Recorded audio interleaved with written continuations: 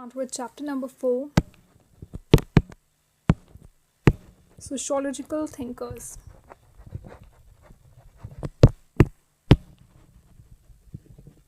And the very first thinker that we are going to study is Karl Marx. It is Karl Marx.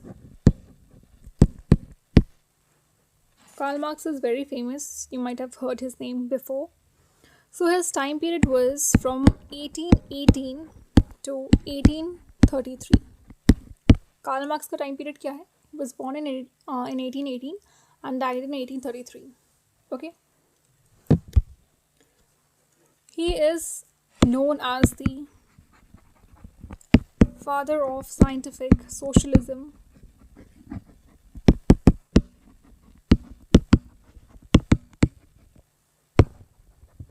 and conflict theory. So he is known as the father of scientific socialism and conflict theory. Okay. Now let's take a little introduction of Karl Marx. Okay. So this is the intro of Karl Marx. Karl Marx was a German philosopher. Karl Marx was a German philosopher, economist, socialist and revolutionary thinker. Okay. वो एक German philosopher भी था, economist भी था, socialist भी था, socialist नहीं sociologist भी था, ठीक है, एंड एक रेवोल्यूशनरी थिंकर भी था.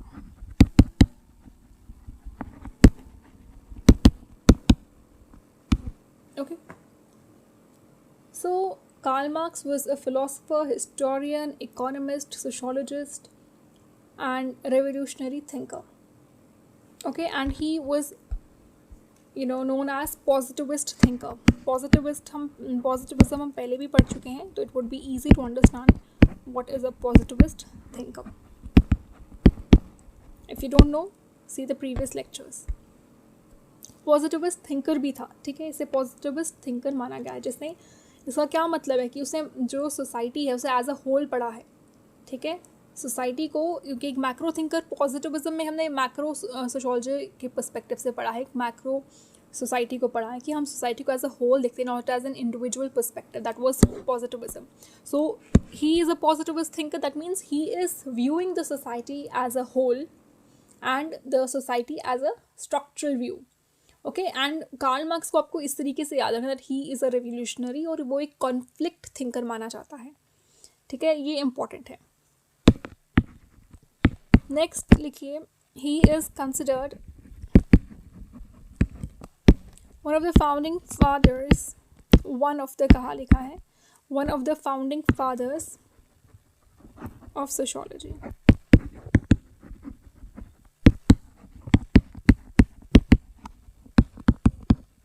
ओके.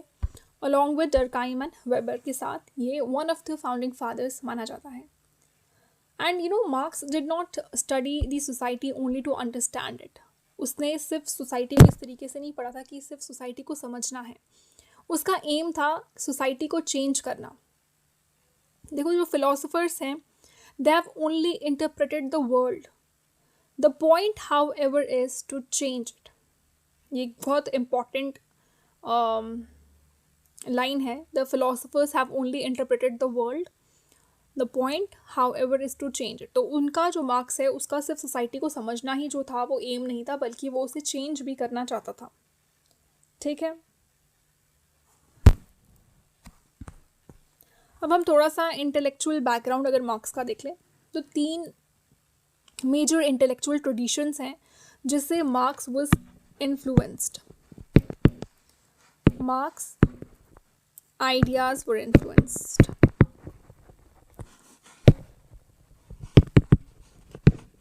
मार्क्स के जो आइडियाज थे वो किससे इन्फ्लुएंस थे? 3 major by 3 major intellectual traditions.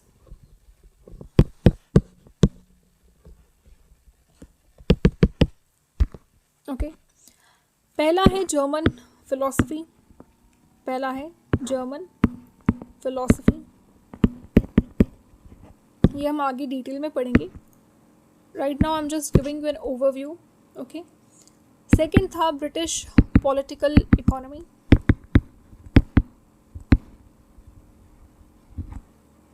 और तीसरा था French socialism. Let's explain it here only और कवर इसको कंप्लीट कर देते हैं. देखो, जब हम इन तीन मेजर इंटेलेक्चुअल ट्रेडिशंस की बात करते हैं, ये बहुत इंपॉर्टेंट हो जाती हैं from the perspective of Marx. क्यों? क्योंकि वो इनसे इन्फ्लुएंस हुआ था. When we talk about the German philosophy, we talk about Hegel's dialectics. आपको पता चलेगा कि मार्क्स बहुत ज़्यादा, हेजल अगेन एक थिंकर है, उससे बहुत ज़्यादा प्रभावित था. एंड मार्क्स ने डायलेक्टिक्स को एक्सेप्ट भी किया था, लेकिन आइडियलिज्म को रिजेक्ट किया था. और इस आइडियलिज्म को रिजेक्ट करके उसने इसको रिप्लेस किया था मटीरियलिज्म के साथ. ओके, डायलेक्टिक्स किसका है? हेजल की थ्योरी है. और इस डायलेक्टिक्स को मार्क्स ने एक्सेप्ट किया है. ठीक है, he has accepted dialectics, but he has rejected idealism, and this idealism was replaced by materialism. Okay, ये हम हेजल का थोड़ा सा आगे जाके और थोड़ा डिटेल में पढ़ेंगे. ठीक है, next is British political economy. So there were thinkers like Adam Smith and David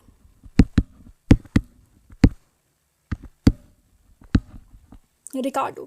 Okay, they have given the concepts of labor, value, production, and Marx built on them. ठीक है, and but simultaneously he has criticized this capitalism. तो concepts इनके labor वगैरह Adam Smith और David Ricardo के जो concepts थे, they were based on this labor, value and production. और इस पर उसने बात भी की है. ठीक है, लेकिन उसने कैपिटलिज्म को क्रिटिसाइज किया है. Next is French socialism. The ideas of equality. ठीक है, जो आइडियाज़ हैं इक्वालिटी के, रेवोल्यूशन के, ठीक है, क्लास स्ट्रगल के, ये जो भी आइडियाज़ हैं, ये फ्रेंच रेवोल्यूशन, फ्रेंच सोशलिज्म के कॉन्सेप्ट से ली गई है. यानी कि inspired marks revolutionary approach with this. ठीक है, अब आ जाओ कोर आइडिया मार्क्स का क्या है. ठीक है, एक बहुत इंपॉर्टेंट है जो कि फाउंडेशन है मार्क्सिस्ट थ्योरी की. What is the foundation of Marxist theory?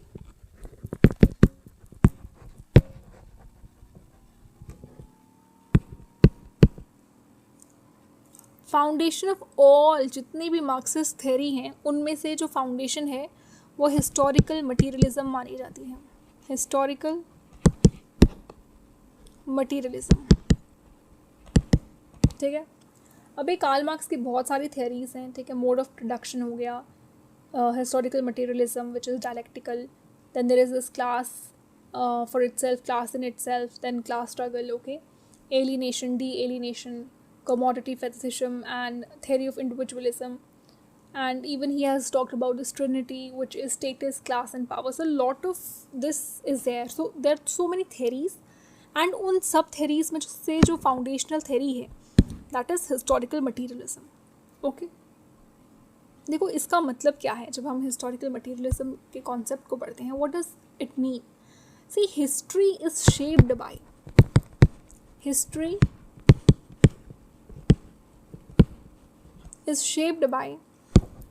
material conditions, not ideas.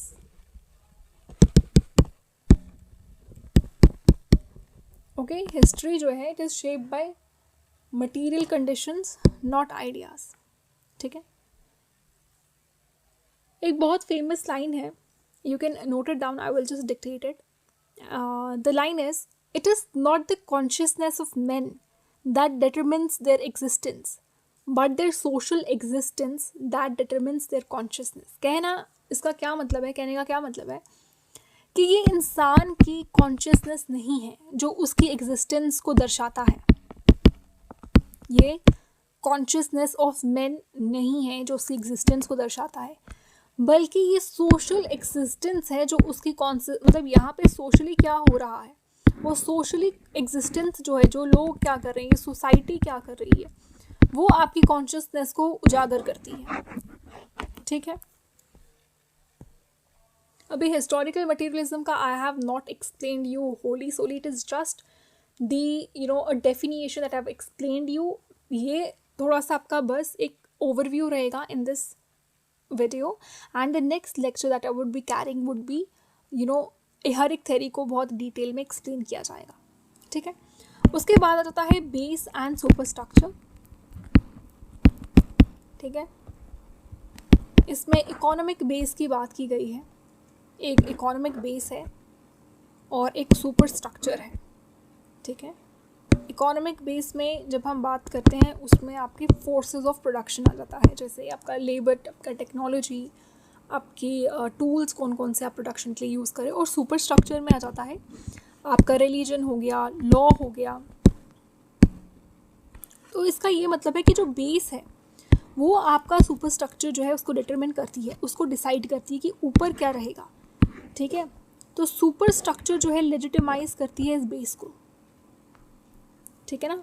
अभी आपको पता है जिसके पास पैसा होता है, अभी कहने में भी ऐसा ही है, हम सोसाइटीज़ में भी ऐसा देखते हैं कि अभी जैसे आप अंबानी देख लो, अडानी देख लो, ये बहुत ज़्यादा कंट्रीब्यूट करते हैं सोसाइटी को, जीडीपी में, पूरी कंट्री को बहुत ज़्यादा हमें कंट्रीब्यूट करते हैं ना। तो ये कहीं ना कहीं कहा जाता है कि हम तो इस चीज़ को ऐसे आसपास सोसाइटीज़ में देखते हैं, तो ये कहा जाता है कि जो इस बेस को कैप्चर कर ले, जो इस बेस को यानी कि इकोनॉमिस्ट हो, जो एक कैपिटलिस्ट इकोनॉमिक को कैप्चर कर ले, वो कहीं ना कहीं लॉज काफ़ी ज़्यादा मतलब लॉज उससे काफ़ी ज़्यादा इफ़ेक्ट होते हैं। ऊपर का जो सुपर स्ट्रक्चर होता है वो काफ़ी इफ़ेक्ट करता है। अभी आप देख लो रिलीजन को, जब यहाँ अंबानी अडानी क्या, स्पेशली अंबानी का आपने वीडियोस देखी होंगी काफ़ी, उनके यहाँ दिखाते हैं जैसे भी कभी गणेश चतुर्थी हो गया है, कोई फेस्टिवल हो गया, उसमें वो जो रख रहे हैं वो एक बहुत लार्ज फंक्शन के तौर पर होता है।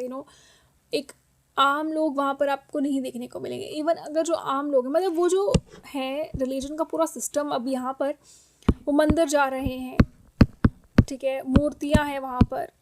और आपने I don't know if I should say this और नॉट, बट आपने देखा होगा कि वहाँ पे जो ये मूर्तियों को टच किया जाता है, जो ये हिंदुज़म में देखोगे आप, हिंदूज़ को देखोगे कि वो करते हैं आइडल्स को, तो वहाँ पर एक अमीर इंसान तो बहुत अच्छे से कर रहा होता है, उसको जो प्रीस्ट वहाँ का होता है वो भी ना अच्छे से उसको वो करने देता है, वहाँ पे टाइम थोड़ा सा वो लेता है, अमीर आदमी आराम से करता है अपना पूजा पाठ, जो भी थोड़ा सा जो करता है, फूल छूल चढ़ाना। I don't know much regarding this, but मुझे लगता है कि जो गरीब इंसान है ना, उसको ऐसे एकदम धक्के मार रहे होते हैं, उनको सर पे से जल्दी जल्दी कुछ, आप वीडियोस में देखिएगा कि जो एक गरीब इंसान है उसके पास वो पावर नहीं है। कहने का मतलब यही है, वो इस सुपर स्ट्रक्चर को होल्ड नहीं कर सकता, उसके पास ये पावर नहीं है, ठीक है। मैं इस तरीके से आपको इसलिए समझा नहीं पा रही हूँ क्योंकि वो एक वीडियोस में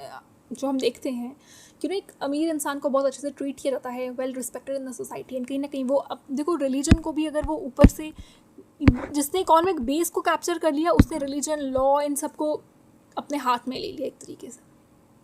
कहने का ये मतलब है, ये कार्ल मार्क्स का मतलब है, ये मेरे कहने का मतलब नहीं है, कार्ल मार्क्स का कहने का मतलब है कि जिसने इस बेस पे कैप्चर कर लिया, इकोनॉमिक बेस, ठीक है। क्योंकि कार्ल मार्क्स की पूरी थ्योरी जो है ना वो कैपिटलिज्म को लेकर है, कि अमीर गरीब को लेकर है, अमीर गरीब की डिफरेंसेस को लेकर है। और आगे आप पढ़ोगे कि वो किस तरीके से इनको एक टर्म दे देता है, no bourgeois, proletariats, these names have been given, haves not, ये हम आगे पढ़ेंगे, ठीक है। उसके बाद हमारा है modes of production.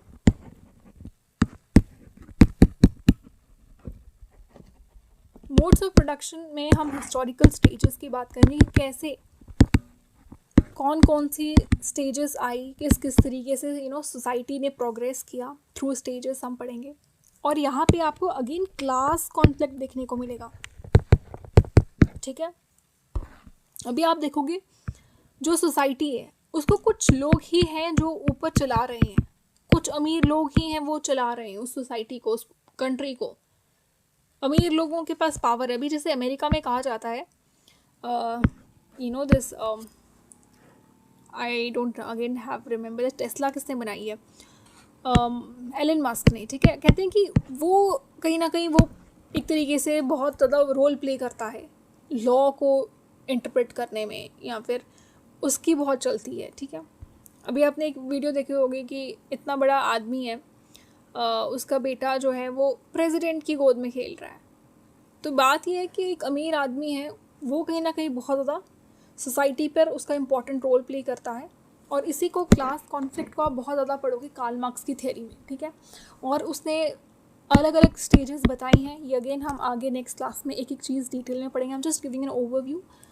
Then comes this class and class struggle.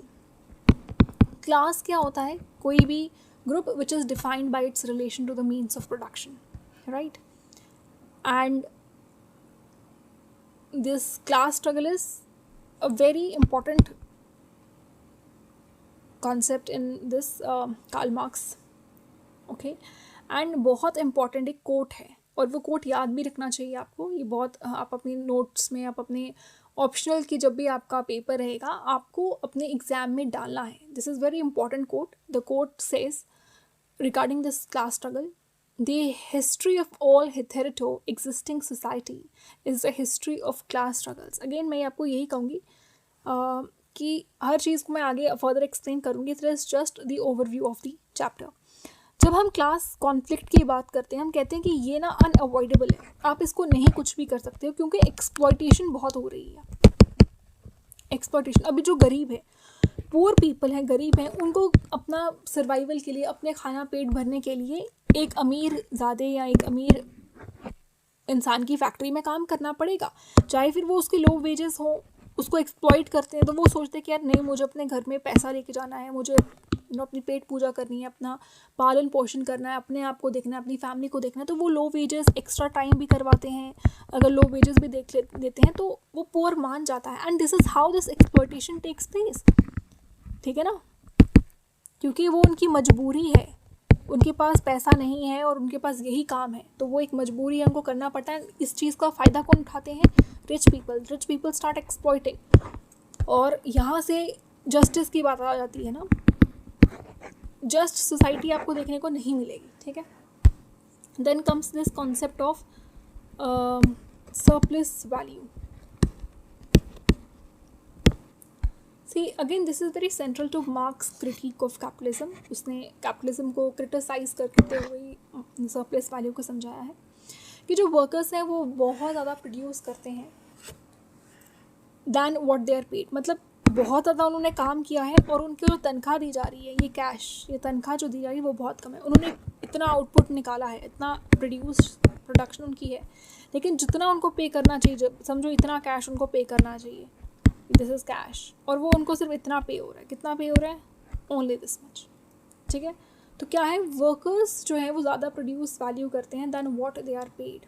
तो वही जो एक्स्ट्रा वैल्यू है वो कैपिटलिस्ट ले जाते हैं, जो भी बचता है एक्स्ट्रा, जो भी पैसा है, फिर वो कैपिटलिस्ट ने ले लिया, वो उनका हक का पैसा उन्हें नहीं मिलता है। उसे एक्स्ट्रा जो कहा है और जो होता है प्रोडक्शन या फिर जो भी ज़्यादा है, वो कैपिटलिस्ट अपने पास रख देते हैं और उसे ही सरप्लस वैल्यू कहते हैं, ठीक है। Then comes this concept of alienation. Alienation, Marx का मानना था कि जो वर्कर्स हैं ना, दे आर एलियनेटेड। एलियनेटेड होता है सेपरेटेड, आप अलग हो जाना, ठीक है, साइड में रहना, अलग से रहना, समझ रहे हो। तो मार्क्स ने कैपिटलिज्म के अंडर इस चीज़ को समझाया। मार्क्स ने अंडर कैपिटलिज्म एलियनेशन के कॉन्सेप्ट को समझाया। अगेन इसकी फर्दर 4 टाइप्स हैं, वो हम आगे समझेंगे। Then comes this very important concept of commodity fetishism, okay, commodity, it is commodity fetishism. Now what is this? See, social relations appears as, जो भी social relations हैं, they appear as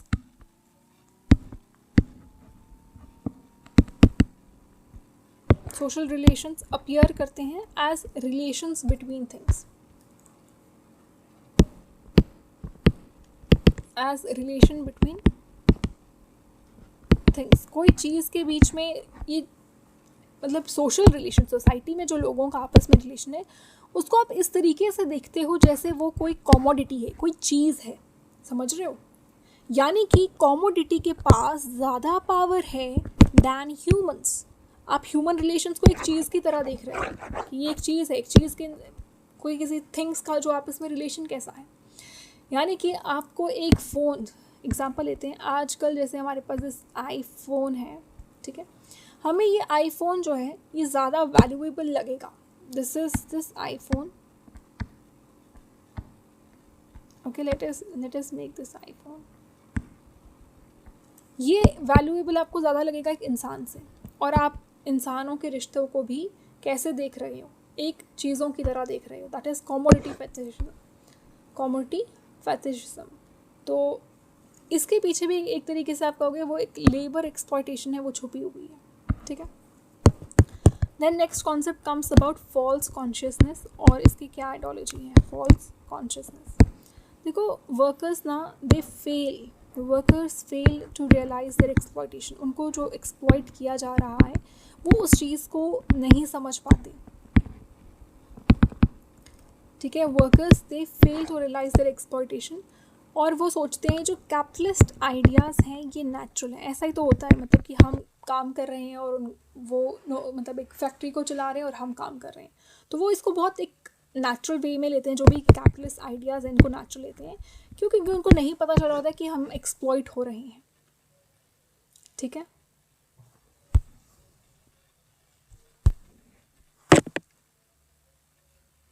एक famous quote है, religion is the opium of masses.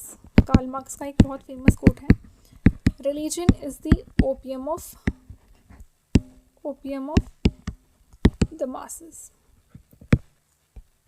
कि religion ना, जो masses हैं, लोग हैं, उनको काफ़ी ज़्यादा कंफर्ट करता है और कहीं ना कहीं रिबेलियन को प्रिवेंट करता है। अगेन इसको हम डिटेल में पढ़ेंगे, रिलीजन का क्या कॉन्सेप्ट रहेगा और फॉल्स कॉन्शियसनेस का और आइडियोलॉजी का, ठीक है। उसके बाद आ जाओ स्टेट एंड लॉ। ये मैं आपको ये जो कॉन्सेप्ट समझा रही हूँ ना, ये आगे इस वीडियो में मैं आपको बता रही हूँ पूरा हमने पढ़ना कैसे है। In the next lectures, the following lectures, we will cover each and every topic in detail, because this is not something to be, left with this just a crux or an overview. It has to be explained properly, and I will explain, okay? Don't worry. Now, state and law.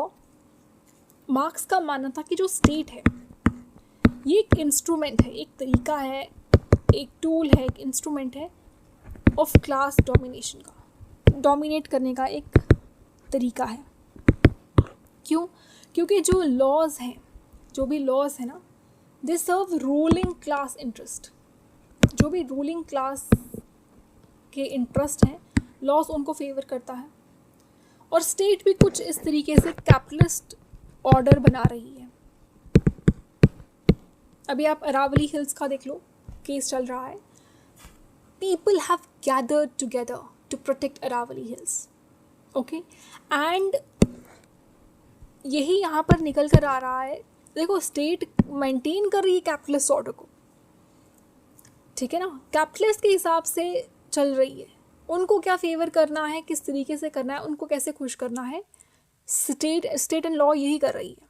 और कहीं ना कहीं जो police है, courts हैं, army है, वो भी प्रॉपर्टी रिलेशंस को सेव कर रहे हैं, प्रोटेक्ट कर रहे हैं। एक अभी आप देखोगे, एक गरीब इंसान है ना, उसको कुचल देंगे, वेराज एक अमीर इंसान है, दिस इज रिच पीपल, उसके लिए लड़ जाएंगे सबसे उसको बचाने के लिए, ठीक है। स्टैम्पीड में पुअर इंसान मर जाते हैं, पता भी नहीं चलता है, लेकिन रिच इंसान जब गाड़ी उसकी आनी होती है ना, तो पूरा रोड क्लियर किया जाता है, okay. This is just an example.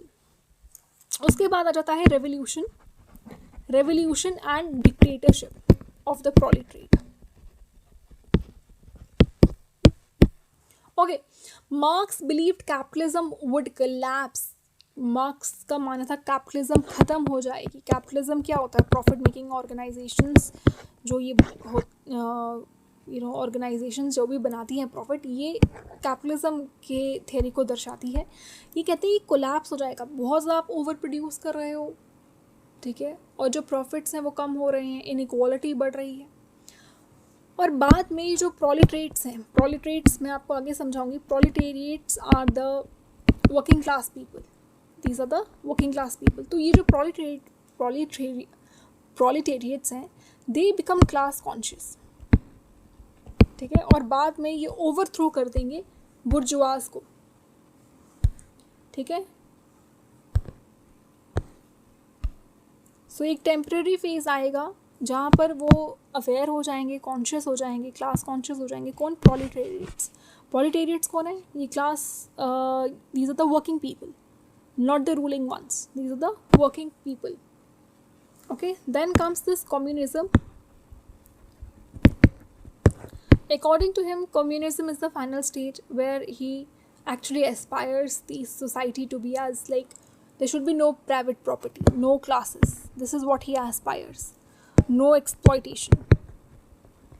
So अगर आप कार्ल मार्क्स ही देखोगे ना, पूरी थेरीज, जितनी भी थेरीज हैं, this was the last theory that I have discussed with you, communism की जितनी भी थेरीज हैं, जितने भी कॉन्सेप्ट्स हैं, हर कोई थेरी नहीं है, कॉन्सेप्ट्स भी बीच पे हैं. तो कॉन्सेप्ट्स और थेरीज जो ना, ये सारी इकोनॉमिक एस्पेक्ट से बताई हुई हैं. All are according to the economic aspect. Okay, बहुत ज़्यादा उसने अच्छी अच्छी किताबें भी लिखी हैं और बुक्स भी इम्पॉर्टेंट हो जाती हैं to actually enrich your answers. Das Kapital एक बहुत इंपॉर्टेंट बुक है, 1867 में पब्लिश हुई है, वेरी फेमस बुक, ठीक है. यहाँ पे इसने कैपिटलिज्म का डिटेल एनालिसिस दिया है. Then there is one book, Communist Manifesto, which was published in 1848 and it is related to class struggle.